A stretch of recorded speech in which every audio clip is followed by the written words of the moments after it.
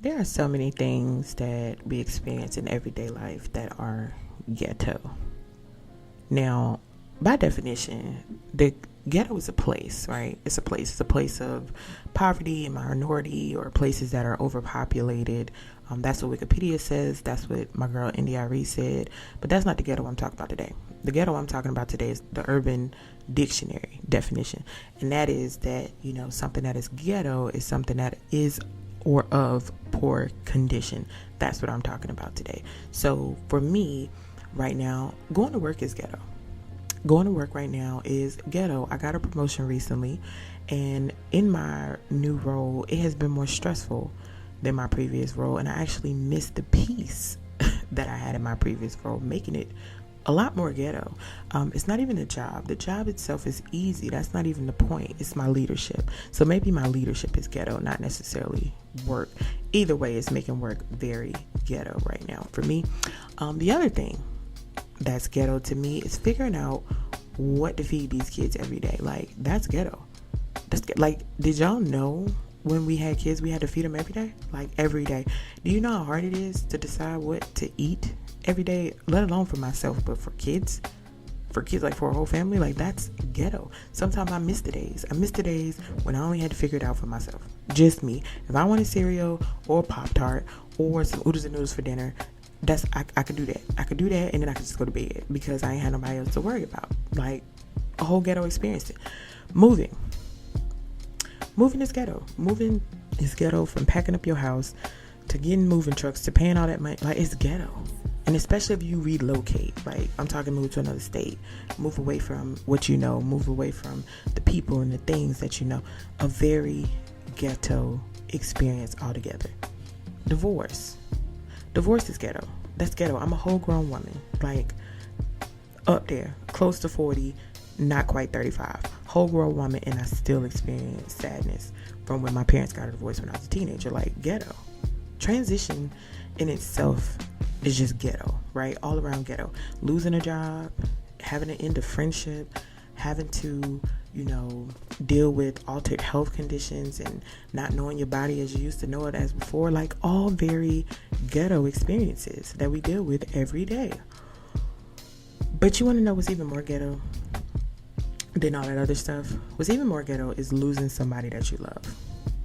Because this whole idea that we're put on earth, we're supposed to reproduce, okay? We're supposed to grow families, and then we get these families and we love these people. We love these people to the ends of the earth, right? We go miles and miles and do whatever for these people. We build these bonds. We make memories that span a lifetime just to one day have to say goodbye. That has to be the most entire ghetto thing that I have ever experienced. The most ghetto thing that life could have ever handed over to us, right? Like, why bless me with this beautiful human being of a person and then take him away from me? Like, Jesus, the math is never going to math for me on that one. It's never. Maybe it's not supposed to, but it just doesn't. It just doesn't math for me, and I don't understand. And we mainly associate grief with the pain of losing a loved one. But in all actuality, the grief experience is present in almost every single situation that I mentioned earlier. And today we're going to talk about it. This episode is dedicated to my Nana, one of the greatest loves I've ever known.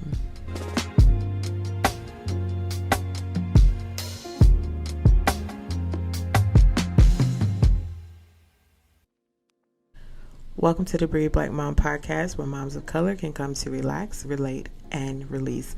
I'm your host, T.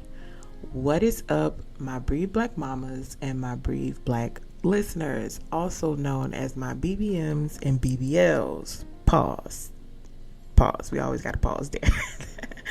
I'm always excited to get to talk to y'all each week, and excited that y'all keep coming back and wanting more. I appreciate it every single week that I get to do this. So we're back this week for episode 11, which I won't lie was pretty challenging to get through, even writing my notes for.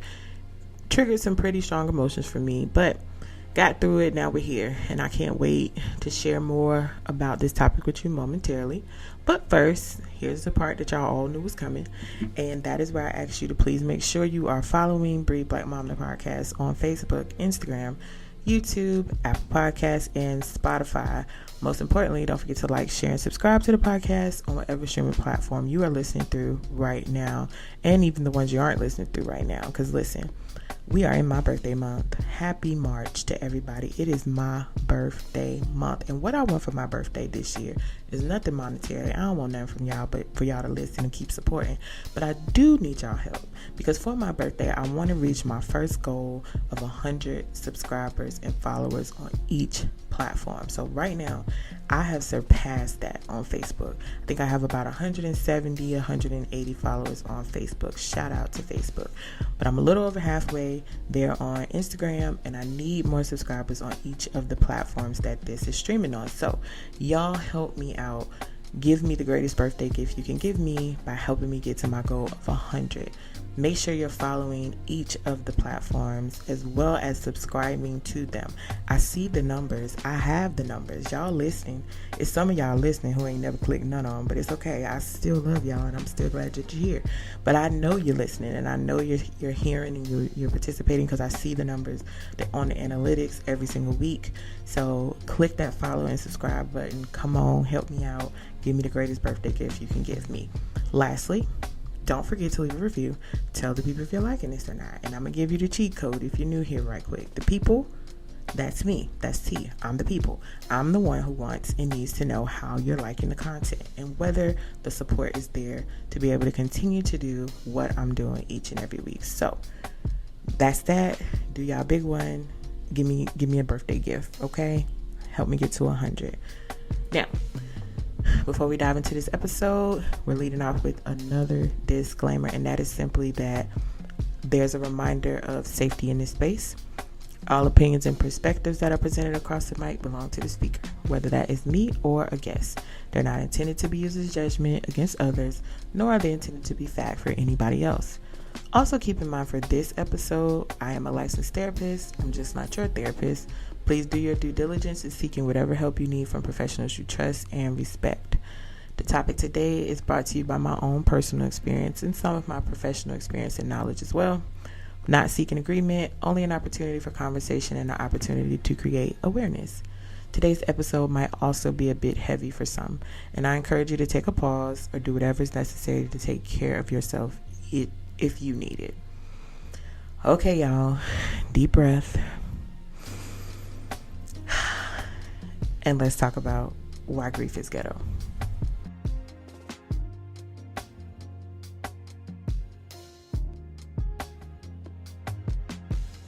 Can y'all believe we really lived through a pandemic? Like, when I think back to 2020, I'm just like, we really lived through something out of a whole movie. Like, it's still surreal to me. We was walking around with gloves on, masks that we made out of whatever you can find, and washing our hands 11 times a day because we were scared. And some of y'all never washed your hands that much up until that year, but that's y'all business. I'm not going to get into any of that. But the point is, we were all in a panic, and we was doing all these things, and it still didn't prevent some of us from facing the inevitable as a result of a pandemic. And what I mean by the inevitable is the challenges that many of us faced that were a direct result of living through a pandemic. Those challenges created a lot of uncertainty and stress, as well as major shifts in our daily lives and in our routine. Like, a lot of us, well, all of us really, not a lot of us, all of us lost our freedom to just go and do as we please for months. For months. The extroverts, y'all were not okay. Y'all were not okay because you weren't able to people like y'all used to people, and like you like to people. Like, y'all were sick. Y'all were sick. But those of us who have the introvert spirit, we were just fine. We were just fine, and life was worth the living this way, right at the house, every day, all day. Like, not having to go in front of people. Like, I could do this. I probably could do a little bit of a pandemic again if it meant that I just get to sit in my house all day. But either way, neither here nor there. There was so much loss associated with the pandemic, like job loss, people lost businesses, which resulted into loss of financial security for a lot of people, people losing their homes, relationships were put to the test during the pandemics. People lost relationships, went through divorces. Some of us parents, we lost our minds as we realized how much of a reprieve that school brought us for at least 6 hours a day. Yeah, we took that for granted, and how it was indeed not in our gift or our ministry to be teachers, because I couldn't even get logged into them platforms right every day, better yet solve them new math problems that they keep sending home with these kids. But like I was saying, the pandemic was a challenge, and it was even more of a challenge if you were one of the many like myself who got sick with COVID. And in my experience with COVID, I had to spend 5 days in the hospital next door to my mother, who was also very sick and also in the hospital. So rough time. Even more so for those of us who experienced loss during that time, loss of a loved one at a time when stress levels were at an all-time high anyway, and everything already just felt uncertain. That was a time to be had. I lost 4 family members during the pandemic, 3 uncles, one of which died from COVID, and one of the greatest losses that I have ever experienced, my grandmother, aka my Nana. And it was her death that made me want to understand the grief process on a whole different level.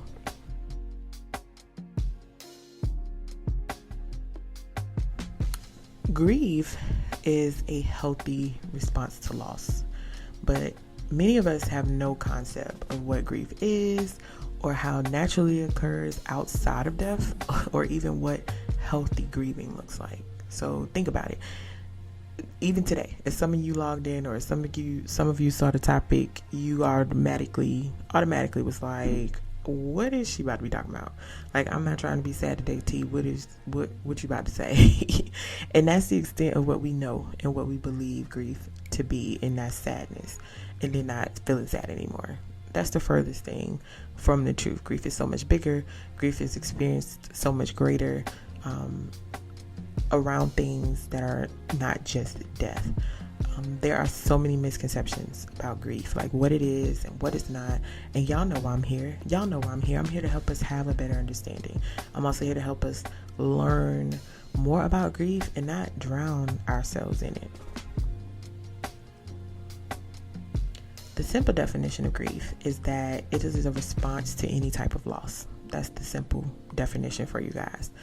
Death is the most common type of loss where we experience grief, but there are some other areas where we experience grief that we may not realize it. So I said some earlier: losing a job, grief, getting a divorce, witnessing your parents get a divorce, loss of freedom. So whether that's somebody going to jail, whether that's, grieving somebody who's in jail, and have lost kind of that freedom to life, living in a pandemic, we lost our freedoms with living in a pandemic, and even the freedoms you lose associated with how your life is now, like being, for example, dedicated to being somebody's mom, because we don't front here, people. We don't, here in this space, we don't front. We sacrifice a lot in motherhood, and a lot of times, sometimes depending on the season, we might grieve some of the freedoms we used to have before motherhood, when it was just us, like I said, when we just had to worry about ourselves. Like, I grieve my daily naps every single day.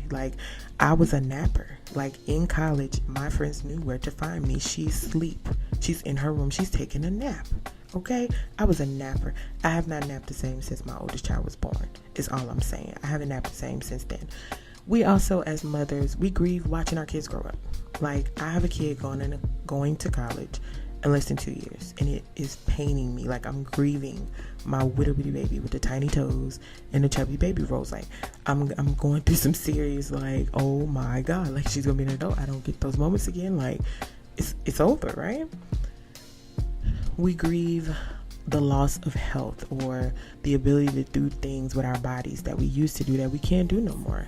I see all the time that once I turned 30 and I had that last child, Pooch, her, the one y'all met a few episodes back, my body was all right, bet, let's go. Let's go. And 30s was when everything just went haywire. It's been a battle. It's been a battle between me and my body since that kid was born. No lie. There's also grief when we experience a loss of safety, right? So some people, you may have been violated in some sort of way, whether that is physical, whether that is a sexual violation, or even something being taken away from you. Like when I was 10, my house was robbed. That's a loss. And it was the most scary experience ever as a 10-year-old to know somebody has been in your house and then to take your things. Like that was a very scary experience for me. And when you are violated in that way, any kind of way, like I said, physical safety, sexual safety, environmental safety, you no longer feel safe. Like you don't feel safe in your environment, in your body. So you grieve the loss of that. We grieve the loss of things. I told y'all should know me by now. Y'all getting to know me. We 11 episodes and y'all know me by now with something I love. Nostalgia. Okay? Nostalgia. I love things. I like keepsakes. I like to keep things so I can, have my little moments of remembering those things. A couple years ago, we had a flood where we were living, and I lost all of my kids' baby keepsakes. Oh my God. For me, most traumatic thing ever. Lost all of it, all their keepsakes, some of my wedding keepsakes. Like that was huge for me. I grieved the loss of my things, my keepsakes. Relocating or moving, that is something that we grieve, whether it's something that's good for you or not. Depending on what's going on or the situation, you can grieve different areas of a move. At the start of the pandemic, we were 9 months into a move that was not going well. So it was a lot of grief that took place for us during that time. We also grieve loss of friendships, relationships, and this is a big one that we don't talk a lot about because we promote ending toxic relationships. We promote, moving on and cutting people off.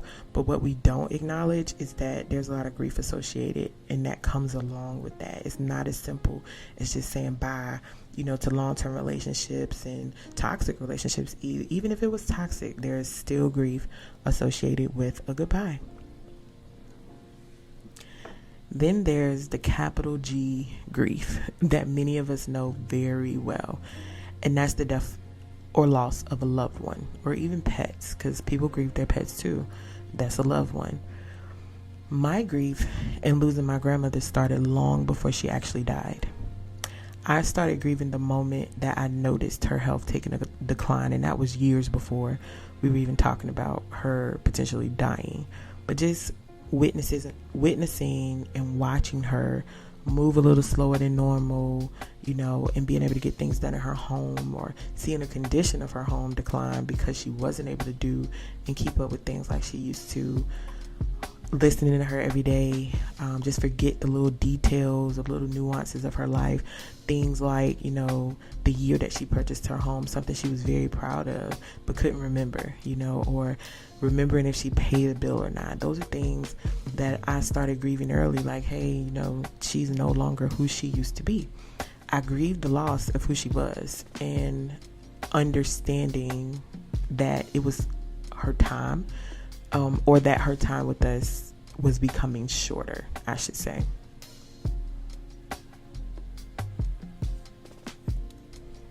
There's always that ray of hope when you're experiencing a loss. I don't care what it is. There's always that ray of hope that maybe things are going to turn around, or maybe this can be salvaged, or maybe their life can be saved.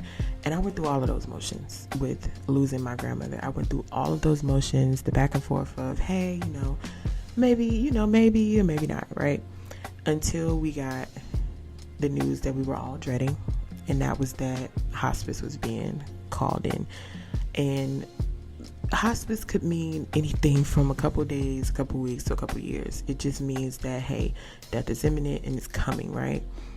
The worst part of us, though, was when hospice gave the 48-hour notice for death.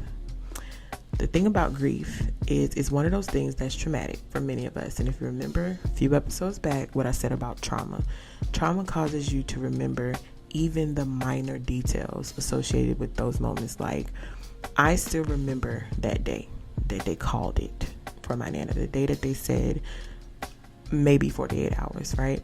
My mom and I were at the pharmacy, and we were picking up some medicine because my Nana had recently contracted pneumonia. So they gave her some medicine, and I remember standing in line with my mom, and hear my mom say, yeah, once she gets this in her system, she should be better. She should start feeling better. Because at the time, she was sleeping a lot. She was, just kind of real, I don't know what to call it, but just sleeping a lot, right? Now I look back and it was just signs of her dying. But we thought, okay, get the medicine in her system, she's going to start feeling better. And I remember, even as my mom was talking to me, just remembering hearing the hope in her voice and having that slight feeling of, but what if it don't, what if it don't work, but not even having the courage to say that to my mom as I listened to her. And once we got back to the house, that's when we realized that her vitals were weak, right? So the hospice nurse comes and confirms our biggest fear, and my Nana never got to take that medication.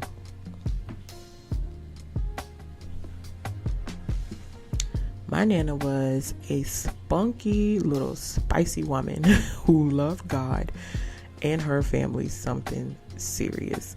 She was also stubborn. Oh my God, stubborn as a bull and independent. And you weren't about to tell her what to do, whether that was in life or as her health was declining. She started experiencing health issues that could have been, I guess, what you call it, or expectation of her dying years before she passed away. And she would always bounce back. Like every time she would bounce back, and it would be like, nope, not ready yet. And we were just like, oh my gosh, she's the strongest person we know. And she's a fighter and she's this.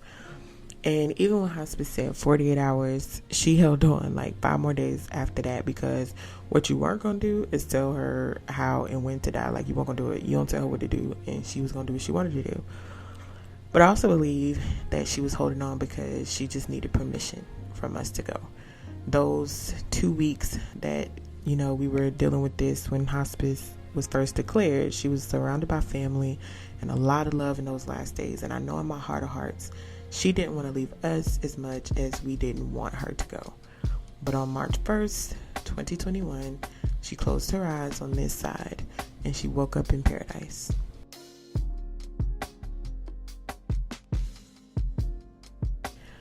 We get caught up a lot in the expectation of what it's supposed to look like for people when they grieve. We even push that expectation off on others, and the truth is, any symptom associated with grief can look different for many of us. Like, it's so different. It's such a different experience for us. It's not created equal because we're all different. We're all made up different, and how we experience life is different. Again, many of what we experience in grieving loss of a loved one is the same grief process and the same grief symptoms that we experience in all the other areas of loss as well. We just don't pay attention to it as much because when we're losing a loved one, it just feels greater. But those same symptoms and same experience is there for anything that you experience when there's a loss. There are both emotional and physical responses to grief. So the most common physical one is crying. Like when something happens, when we lose something, we cry. Okay, we're used to seeing that. It's almost expected. But there are some other physical symptoms that people might not realize or might not pay attention to as being a part of grief as well. So getting sick. When I lost all my kids, keepsake in that flood that I mentioned, oh my God, like felt sick to my stomach. Literally felt like I was going to throw up. Like I was like, oh my God, they're gone. Like they're ruined. I couldn't take it. Like that is how deeply things like that are felt for me. Like I felt physically sick. Some people get headaches, or you can't sleep, or you're sleeping a lot. Also, there's mental blocks, or those day-to-day tasks that you really you can't get done because it's a block, right? So one thing I didn't mention is that when I lost my grandmother and I lost one of those uncles during COVID, my uncle that died from COVID died 2 days before my grandmother died. So that next 2 weeks was just a blur. 2 funerals, 2 different sides of my family, experiencing a tremendous loss. Like I could not think straight. I couldn't remember stuff. It was just like, what did you say? Like, what am I supposed to do? Like it was very hard to just function, right? It was just like, it was too much to process all at once and in that short amount of time. There are other emotional responses as well, like sadness. Again, another common one. We expect people to be sad when they've lost something. But one that's not really talked about a lot is shock. Some people at the, first sign of grief or loss, they're stuck. a lot of times almost catatonic, where they don't move.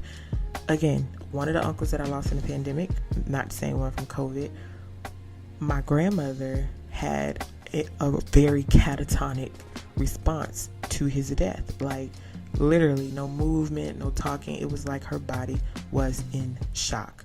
And this happens for a lot of people. They don't have a response. They might just be trying to wrap their head around what happened. And this is a lot of times very common when you have like more traumatic losses, something that is unexpected. And in that case, for this uncle, it was traumatic. It was unexpected. It was, one of those things where we weren't expecting this to happen, and it was hard.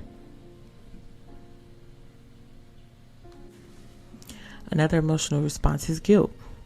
Like one of those things of, if I hadn't done this, or maybe I should have done this, or would have done this wouldn't have happened.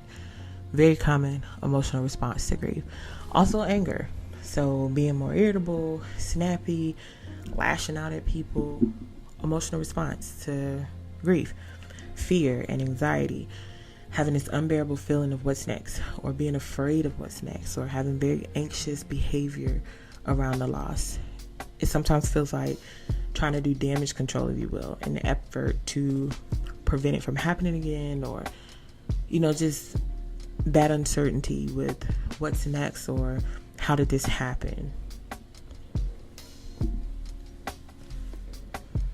Many of you may have heard of grief being referred to as a cycle, and that is true. We use that model a lot in therapy.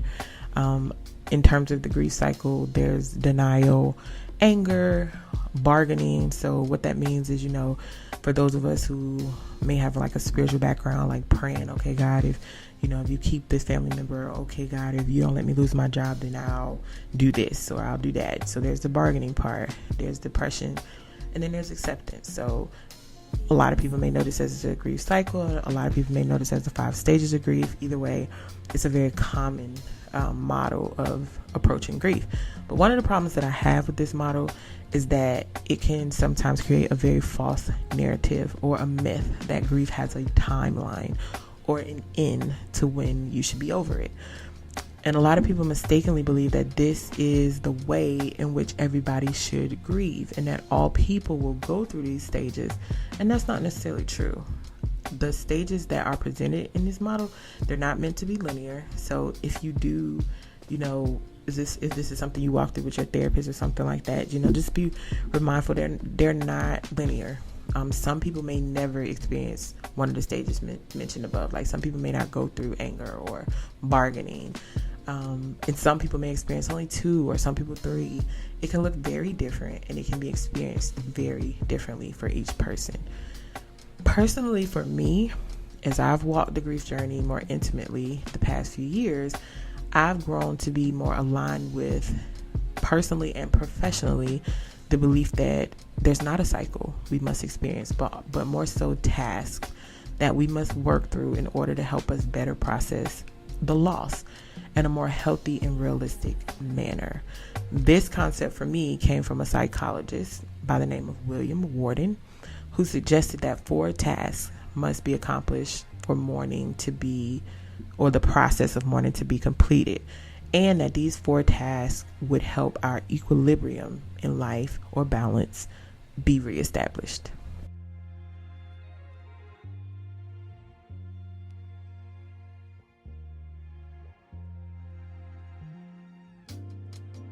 Now, T, what's the task? What you talking about? Well, of course, I'm gonna tell you what the tasks are.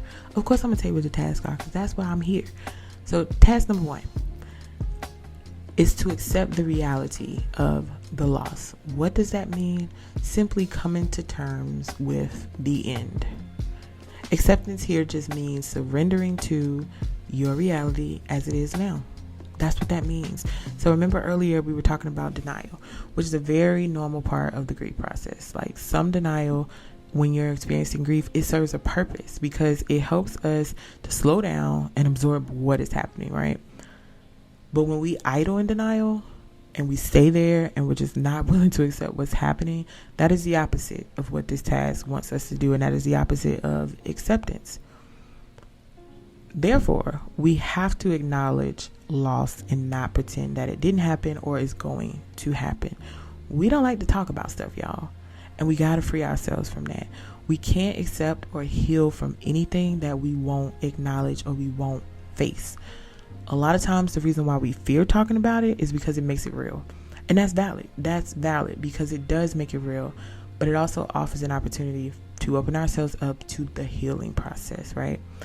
Grief used to be one of the hardest topics for me to cover as a therapist. And let me tell you why. I didn't like it, right? Up until I experienced this loss, I did not like grief. And I didn't like grief because I felt like it was such a profound sadness that people were dealing with. Like, what can I say? There is nothing I can say to help this person.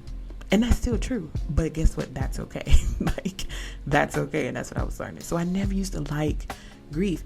It was so many clients I would see. It took them a while before they could even say what had happened. I seen a client one time. I was seeing this girl for months before she could say out loud that my mother died. She could not say it. She could not say it. But we made our way there. We can't make loss disappear through denial. It's not going to happen. It's still there. It's still very much real. So acceptance is the first step toward adapting and being able to move forward with that loss. So what does that look like? What does task 1 look like? Well, it looks like verbally saying out loud what is happening. Speaking of the situation as past tense, starting to speak about it. So my Nana is dying, or my Nana has died. That's what that looks like. Or my marriage is ending. My marriage has ended. I'm getting a divorce. I got fired today, or I'm losing my job. That's what that looks like. Being able to verbally speak what is happening out loud. That also includes having conversations about what's happening, not avoiding those conversations. And that includes with our kids, right? We like to forget that as we walk through a grief process, so are they. Even though they may not know what's going on, whatever we're going through is inadvertently affecting them. I remember my husband lost his job one time. We took our kids to dinner to tell them. It sounds crazy, I know. But imagine what's going through their minds if you ain't saying nothing. Daddy ain't leaving the house every morning like he used to. He's just sitting at home all day. Or now all of a sudden they telling us we can't go get no ice cream. Or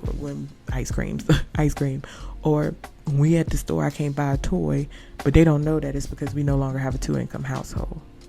They notice these things, and they also need to understand what's happening. It was the same as when my grandmother was dying. My kids were with us every day as we're going back and forth to the house. They don't know what's going on. They just going in there and playing. They know she's sick, but they don't know what's going on. So finally, we had to have a conversation with them and let them know what was happening and what it meant for Nana to die. I even had to get my oldest and my middle baby therapy because Jordy really struggled with the idea of death. She didn't like that it was permanent and final and that she would never see Nana again. And Jay was going through her own grief because she did have more of an experience with my grandmother than my other kids. So making sure we're having conversations around loss, regardless of what kind of loss it is, even if it's divorce, speaking to kids in a language they can understand to understand what's happening. And lastly, for number 1, this task also looks like moving forward and preparing for any rituals associated with the loss. So if it's a death, planning the funeral, planning a memorial. If it's a moving forward with packing up the house. So even if it's a move that's hard, if you've been evicted or something like that, going ahead and packing up, that's what that looks like. Accepting the reality. If you've lost your job, looking for a new job, or having to find new alternative ways to manage your body if your body is going through health challenges. Looking at those alternative ways that you're going to cope, that you're going to get through, that you're going to manage. That's what task 1 looks like. Task 2 is experiencing the pain of grief, meaning you're allowing yourself to feel and work through the full range of emotions that are associated with the loss. For whatever reason, in society, not just in society, especially for us as Black folks, child, we afraid. We just like we don't like to talk. We also are scared of our feelings. We don't like to feel. That's a problem. That's a problem because our bodies are naturally built to feel. When we don't like something, when we don't like how something feels, what do? We do whatever it takes to numb it, right? So whether that's drinking, whether that's taking substances or distracting ourselves with social media or any kind of entertainment just to avoid situations that make us feel discomfort.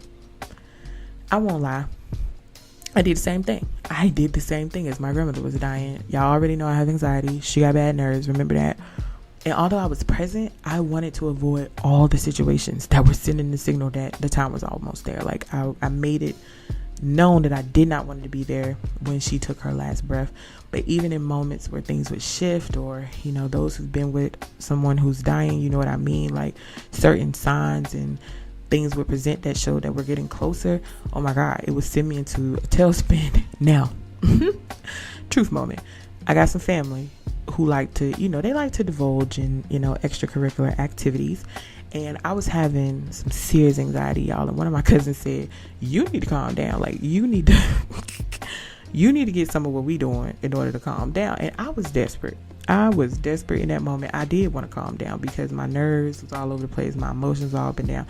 They was walking around chilling, but it was because, you know, they was divulging in extracurricular activities. So anyway, I decided that I'm going to take an edible.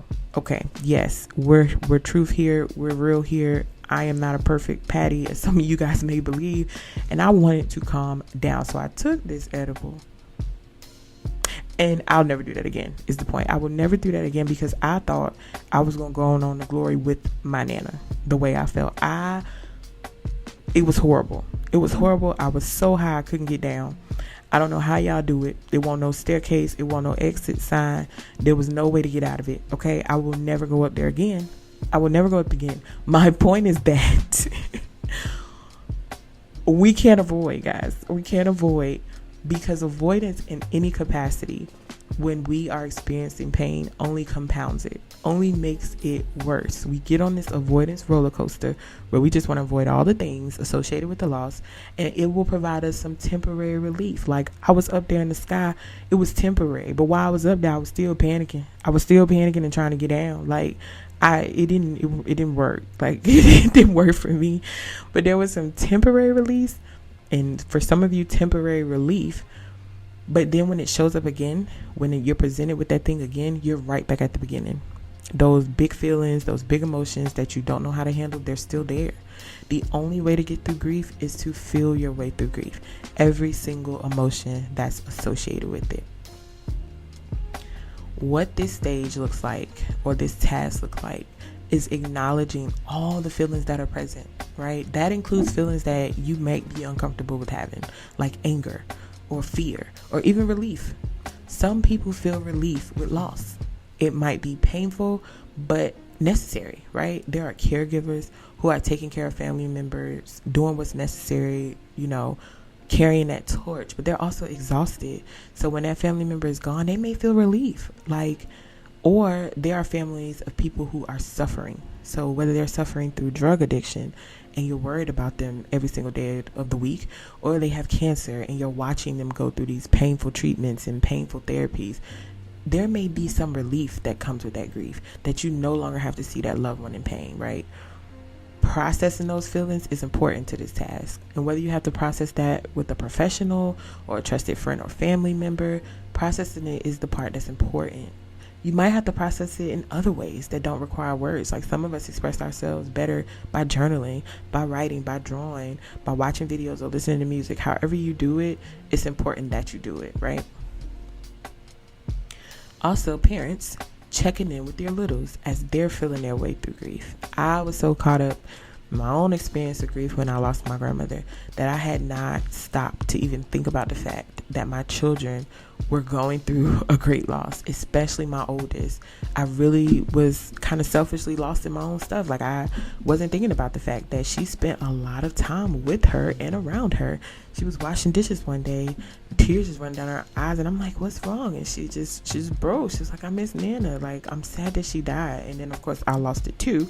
But just in that moment, I was like, dang, Tiana, like, you were so caught up over here and like in your own stuff that you missed it. Like, I missed it. I didn't take time to help her feel her way through the grief as well.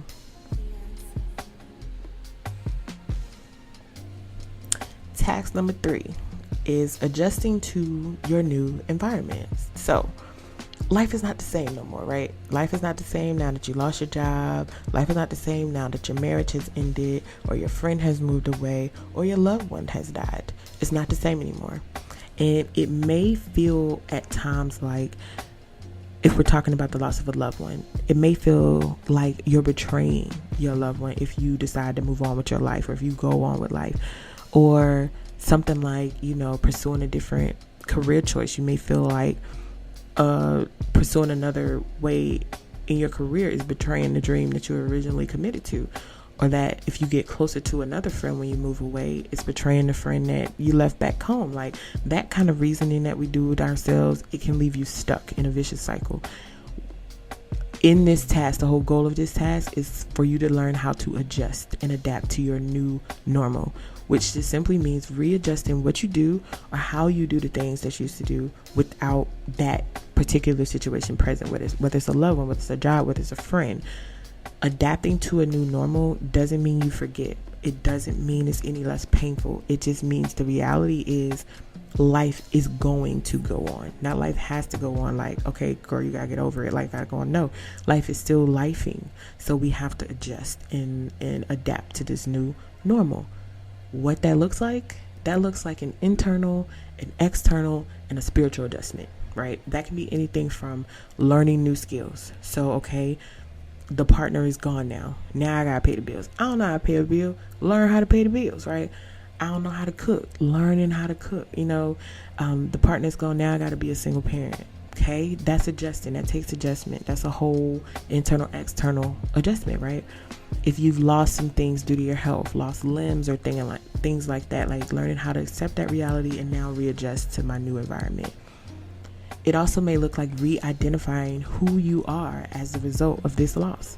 I don't know who I am anymore. Now I have to figure that out, right? Now that this person is gone, I got to figure out who I am without him. You might be faced with a whole bunch of new spiritual views or mindsets or values about life. You might question your purpose or the purpose of life, the meanings, or even beliefs.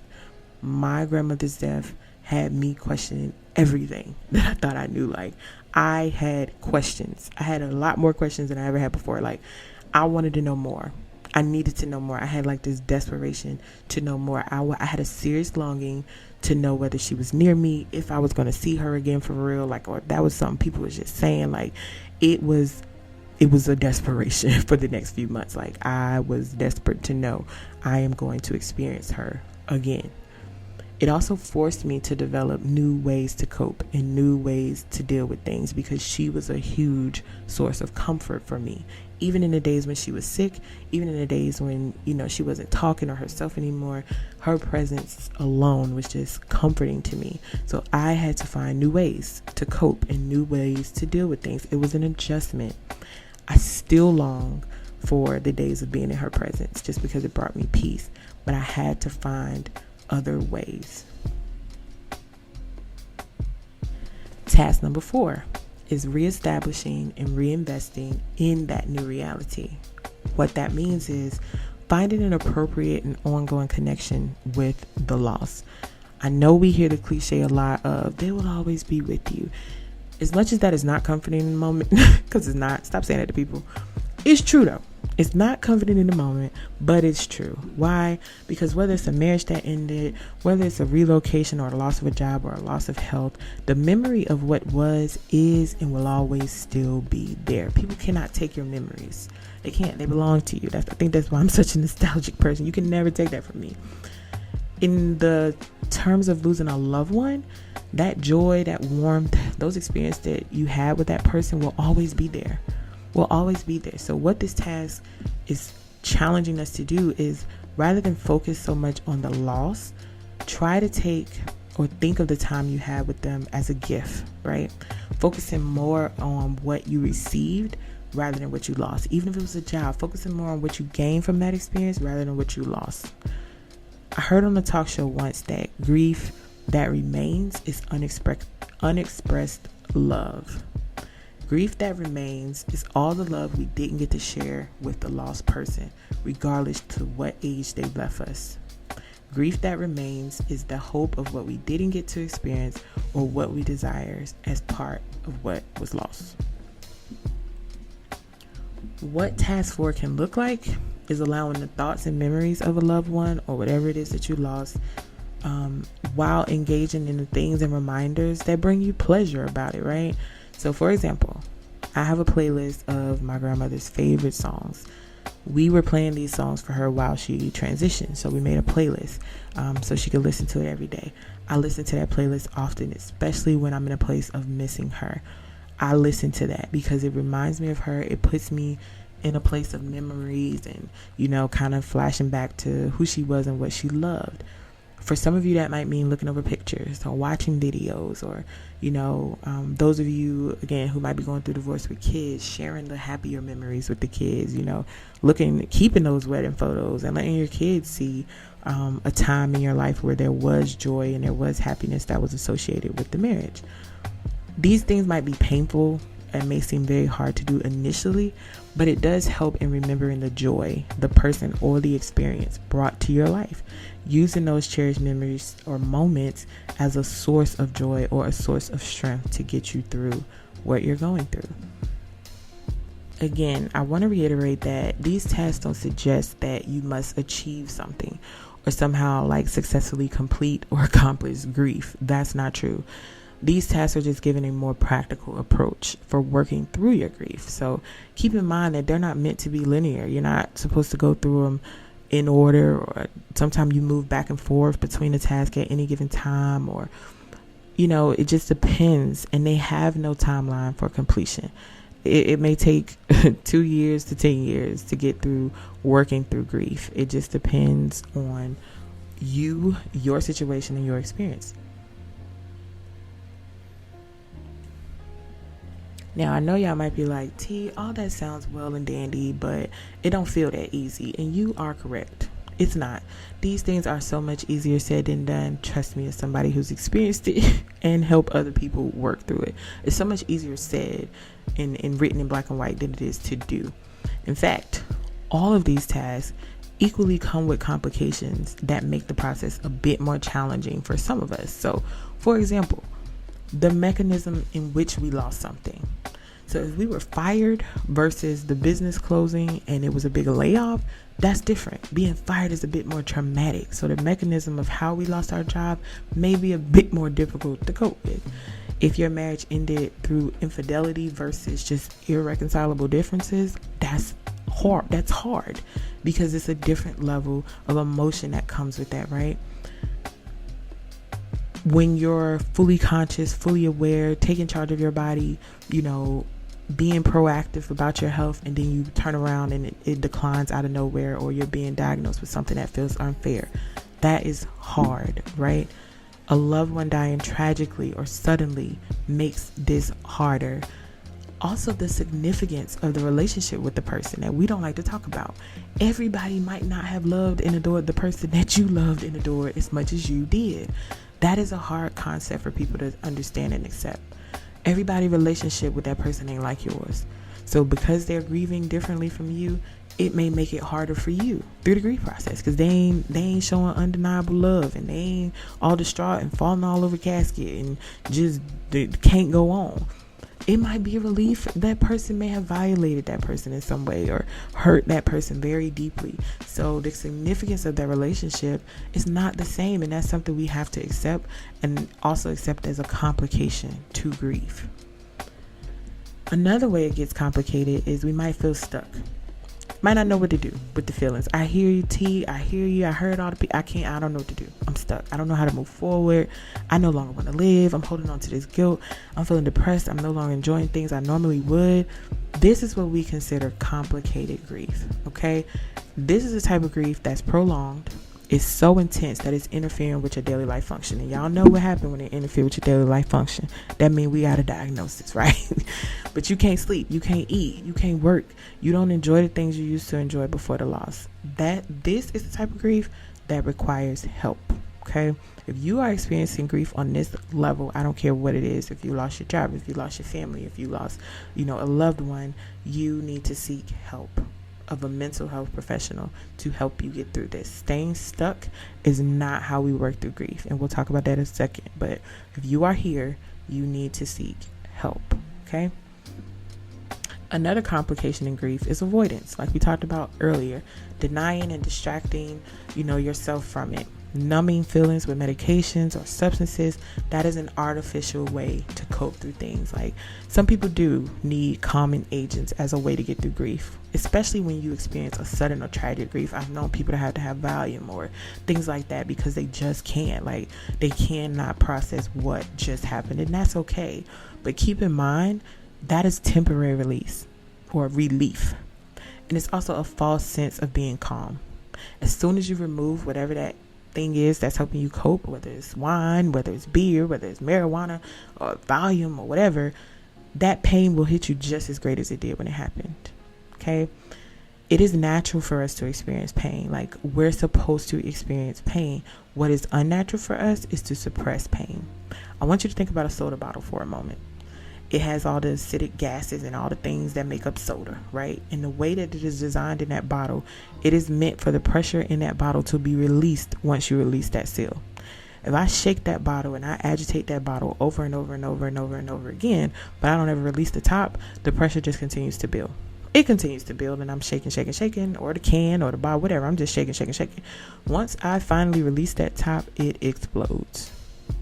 That is very much how our feelings work. When we continue to avoid things and we continue to bottle things up, we weren't made to handle that type of pressure.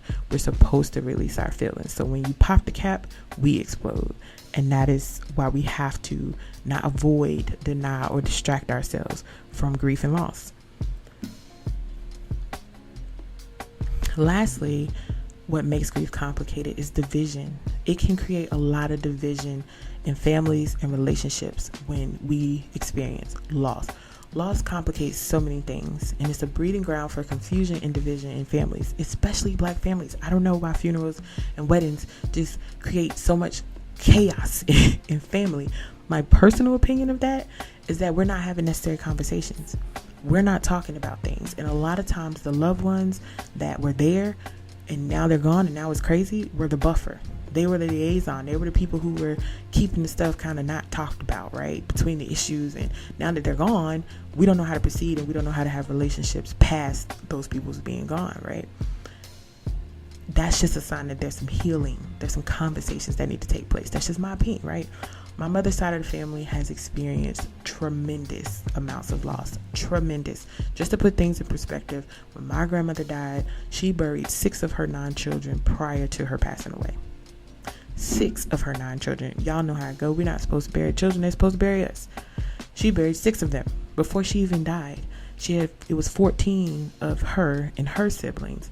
I think it's 2 left. If I am getting that wrong, then forgive me, family. But I think my grandma has 2 living siblings who are left. And we grew up a pretty tight-knit family. Like, very tight. Always together, all the celebrations, all the things. But the more and more family members that leave, the gap gets wider and wider and wider between the family. That in itself has caused grief among many of us, because we're longing for those experiences. We're longing for that bond that our older generation created for us. And to my family, if you're listening, there's work to be done. There's healing to be done. And I'm hoping that, it will be in the years to come.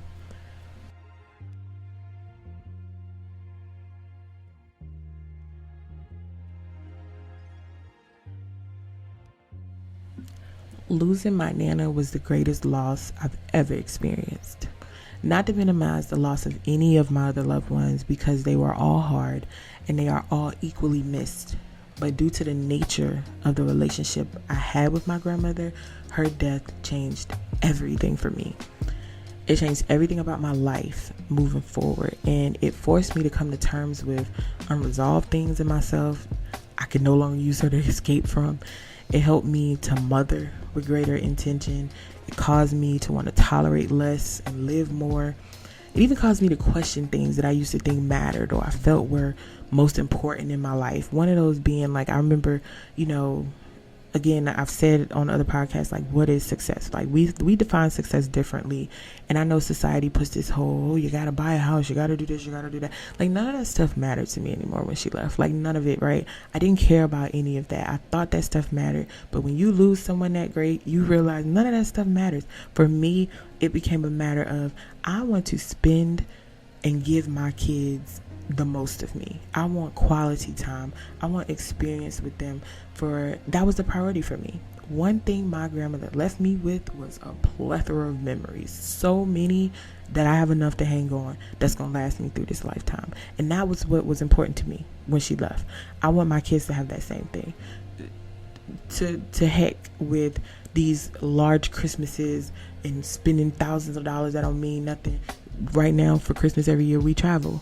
That's a big part of that reason why. Not more so because it's just a waste of money to buy all that crap to me, but I like my kids to have experiences. I'm a big quality time person, and I get a lot of that probably from my grandmother. I'm into quality time, like spend time with me, give me an experience that I'm gonna remember for a lifetime. And that's where I am. That's where my priorities lie now, is in giving my kids experiences. And a lot of that was because I lost my grandmother. I lost this great piece of who I was, and this is what meant the world to me now. It's not a big home and nice cars. Spending time with my kids and my family. That's what means the most to me right now.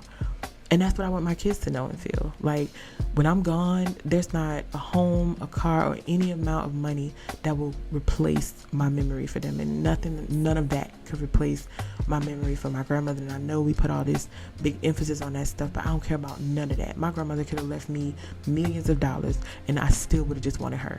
I don't care about none of that. So it created this deeper appreciation for me, for things and for people in my life that matter. If you learn nothing else from the episode today, there is one key takeaway that I would like to emphasize, and that is that grief has no order. It has no process. It has no timeline that is supposed to be, right? Grief is complicated, and it's unique for all of us. The average time frame for just foundational grief work, like if we're talking the professional side of things, that's about 2 to 3 years. That's the foundation, right? And that's just working through initial feelings of what we're talking about today. Like, that's just those initial feelings, 2 to 3 years.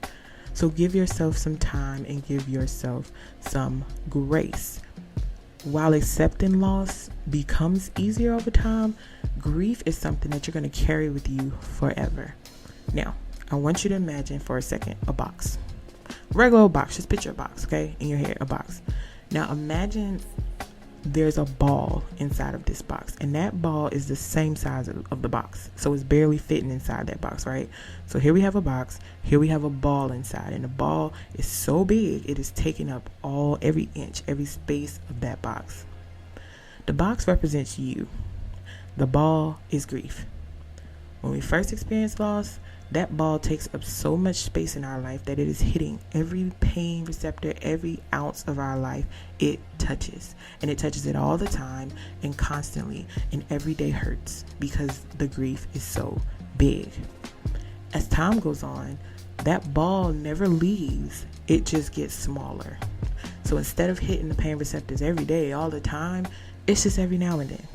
So because the ball is getting smaller, it may only hit the pain receptor on birthdays, or it may only hit the pain receptors when the holiday of their death comes around, or it may only hit the pain receptor, when you drive past the street where you used to turn down to go to that job, or it may only hit the pain receptor when the anniversary comes around, or, something comes around that reminds you of it. But the grief never leaves. So when people say time heals all wounds, or, time makes it better, it doesn't. It doesn't. I'm first to it doesn't. The grief is there. It'll always be there. But time should make things easier to manage. That's what they mean. Not that they're better. It just makes it easier to manage. The ball is there. It's just not as big, but it's always going to be there, right? As time moves on, the intensity of your grief should diminish. It should not be as intense as you felt it in the beginning. And there should be a time where you can count more good days than you can bad. It can be very disheartening to hear that the pain of grief will always be present. Like I say all the time, that forever is such a long time to miss my Nana. Like, even thinking about forever is how long I have to go the rest of my life without seeing her. It's a lot, and it's painful every single time. Like, it gives me like a drop in my stomach even to say that. But as you process your grief and you learn to integrate it into your life, the pain of your grief will change and it will evolve. It won't go away. It will change and it will evolve, moving you further and further away from the ghetto in the grief and closer to the joy that you can find through your mourning.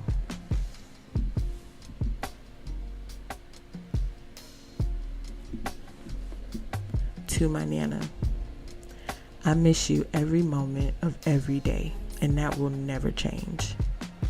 I miss the feeling of your warm hands and your cold jewelry as you would anoint my head when I was sick.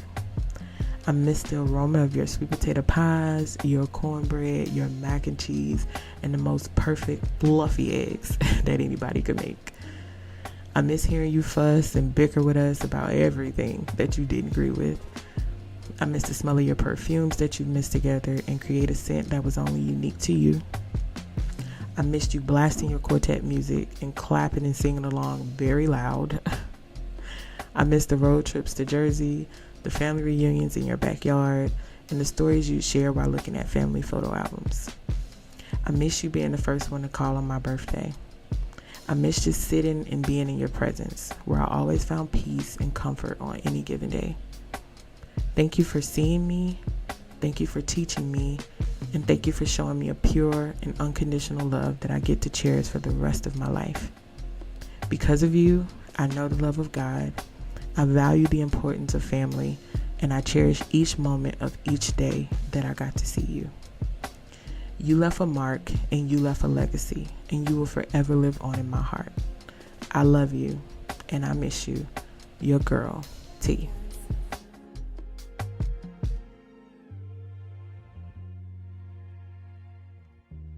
Ooh.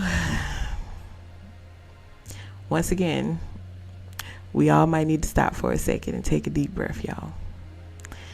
Let your body know that although painful, although tough, and sometimes uncomfortable, you are indeed safe. And it's okay in this moment or any other moment to feel those feelings that are tough.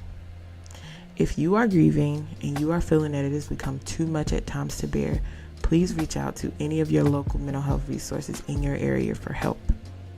A lot of hospice facilities offer grief counseling for free, so check those out. A lot of people don't know that. You can go and you can receive grief counseling specifically for free. There are also many community mental health agencies who offer free services for those who receive state benefits or a sliding scale based on income. You don't have to suffer in silence or feel alone. The only way to get through grief is to feel it. As always, thanks for listening, y'all. And before you go, don't forget to like, share, and subscribe to whatever streaming platform you are listening from.